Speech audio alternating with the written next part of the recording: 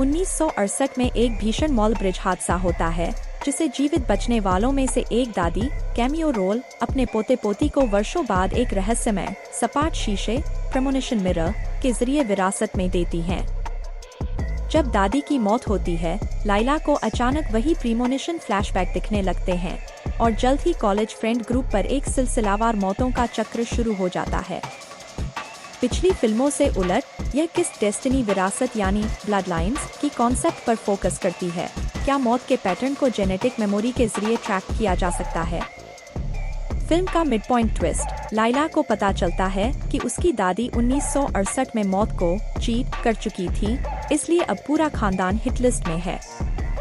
Climax एक परित्यक्त rust belt roller coaster factory में सेट है, जहां डोमिनो स्टाइल प्रैक्टिकल स्टंट्स पुराने फाइनल डेस्टिनेशन 3 के कोस्टर हिल को नई ऊंचाई पर ले जाते हैं।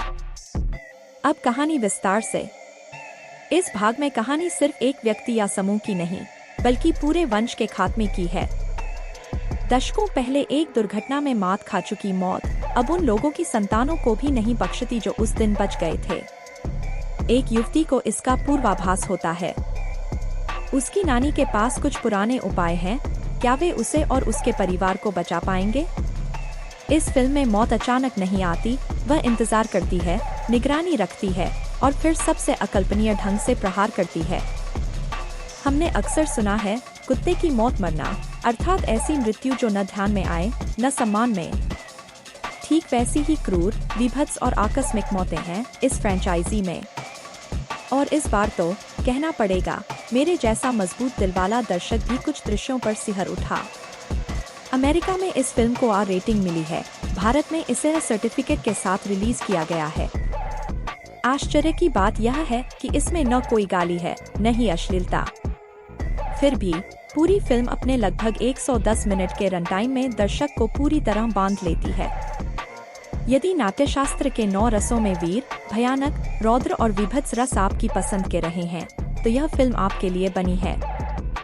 पर चेतावनी है, दिल जरा भी कमजोर हो तो अकेले मत देखिए।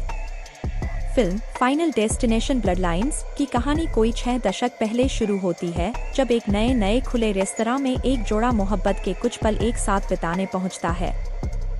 स्काईव्यू नाम का ये रेस्तरां जमीन से सैकड़ों फीट की ऊंचाई पर बना है और यहाँ पहुंची माशूक को आने वाले संकट का एहसास होता है।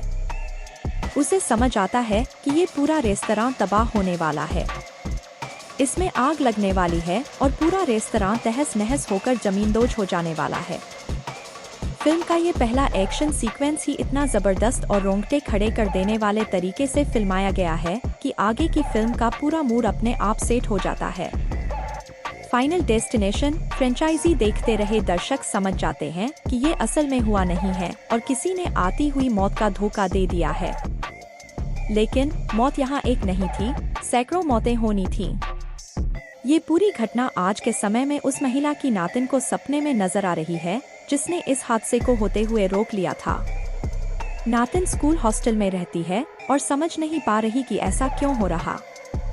सपना इतना बुरा है कि देखने वाला फिर सो नहीं सो सकता। हादसा सपना देखने वाली छात्रा की नानी से जुड़ा है, ये थोड़ी छानबीन के बाद सामने आता है। युवती अपनी नानी से मिलने पहुंच भी जाती है और वहीं उसके सामने नानी एक भयानक मौत मरती है। Film final destination blood lines की आगे की कहानी अब सबको पता है। दर्शक जानते हैं कि आगे पूरी फिल्म में अब इस पूरी ब्लड लाइन यानी कि पूरे वंश वृक्ष को तहस नहस होना है। फिल्म देखते समय जिस तरह हैरतअंगेज तरीके से होने वाली मौतों पर युवा दर्शक तालियां बजाते हैं, वह एक पूरी पीढ़ी की बदली हुई सोच का आईना भी है। Film final destination blood lines के निर्देशकों एडम स्टीन और जैक लिपोव्स्की की जीत इसी में है कि वे एक पूर्वानुमानित कहानी में भयानक और विभत्स रसों का नया घोल तैयार करने में सफल रहे हैं। यहाँ मौत चूंकि दिखती नहीं है तो उसका रौद्र रूप भी सामने नहीं आता, लेकिन इन मौतों के दृश्य इतने दिल दहलाने वाले हैं कि फिल्म को अमेरिका में आर रेटिंग मिली है और यहाँ भारत में ए। केवल वयस्कों के लिए वाली फिल्मों के शौकीन भी ये फिल्म तभी देखने जाएं जब वे शैतानी स्तर का खून खराबा देख सकते हों। बड़े शहरों की कूड़ा गाड़ियों में कचरे को प्रेस करके उसकी लुगदी बनाती जाने वाले मशीन में होने वाली मौत हो, या फिर MRI मशीन में जा फंसे युवक के पीछे से व्हील चेयर का मुड़कर उसके शरीर के पार निकल जाने वाला दृश्य हो, एक आम इंसान की सहनशीलता वाले दृश्य नहीं है। क्लाइमेक्स में वंश वृक्ष की आखिरी डालियां जब जमीन पर धराशायी होती हैं, तो वहां भी दिल दहल सकता है। एडम स्टीन और जैक लिपोव्स्की ने फाइनल डेस्टिनेशन सीरीज को नया जीवन, या कहें कि नई मौत दी है। ये मौत सीरीज की पिछली फिल्मों से भी ज्यादा खौफनाक है।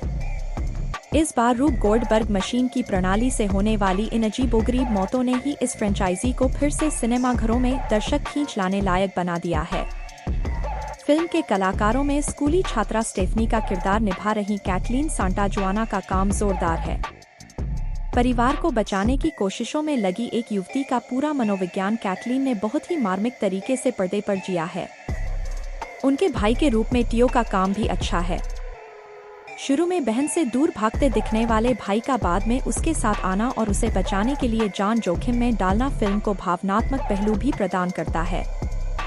एरिक के किरदार में रिचर्ड हार्मन ने यादगार किरदार निभाया है। अपने पिता से परेशान रहने वाला युवक जब गुस्से में अपने ही हाथ पर डैड गोदता है तो कई आंखें सिनेमा हॉल में नम होती दिखती हैं। फिल्म की पटकथा हालांकि बीच में थोड़ा नरम होती है और दर्शकों का ध्यान भटकाती भी है। फिल्म में इस फ्रेंचाइजी के सबसे लोकप्रिय कलाकार टोनी टॉड भी हैं। ये फिल्म उन्हीं को समर्पित है। टोनी का अभी बीते साल नवंबर में लंबी बीमारी के बाद निधन हुआ है। फिल्म में भी वह काफी कृशकाय शरीर के साथ ही दिखते हैं, लेकिन उनकी अदाकारी और उनके बोलने का लहजा यहाँ भी अपना प्रभाव छोड़ने में सफल रहता है। क्रिश्चियन सेबाल्ट की सिनेमेटोग्राफी, सैब्रीना पिट्रे का संपादन और पहली बार इस फ्रेंचाइजी में म्यूजिक दे रहे टिम विन ने भी फिल्म को समग्र रूप से प्रभावशाली बनाने में बढ़िया योगदान दिया है।